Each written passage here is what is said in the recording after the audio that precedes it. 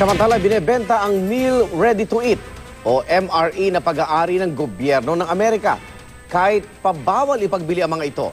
Ayon po sa isa sa mga nakabili, sinabi raw na hindi bahagi ng relief goods para sa mga nasalanta ng Bagyong Yolanda. Saksi si Tina Panganiban Perez, exclusive. MRE o Meals Ready to Eat para sa mga sundalong Amerikano. Makikita sa pakete ang tatak ng US Department of Defense, ang mga katagang US government property at commercial resales and lawful. Malinaw na bawal itong ibenta dahil pag-aari ng gobyerno ng Amerika. Kaya marami nagulat at nagalit nang makita sa Facebook ang ilang litrato ni Grace Alvarez na nakabili ng MRE sa isang pwesto sa isang mall sa Makati. I asked, sabi, saan ito galing? And then sabi, so naiwan po ng mga Amerikano, pinagbili daw ng isang general. It was not expressly said na galing sa Yolanda or relief good siya. Natuntun ko ang tindahan kung saan bumili si Grace at nakabili rin ako ng MRE. 220 pesos ang isa, iba't ibang putahe pa.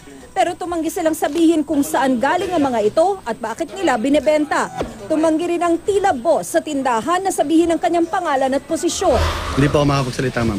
Okay, pero sir, pwede niyo po bang sabihin sa amin saan niyo nakuha ito? Pinili niyo po ba?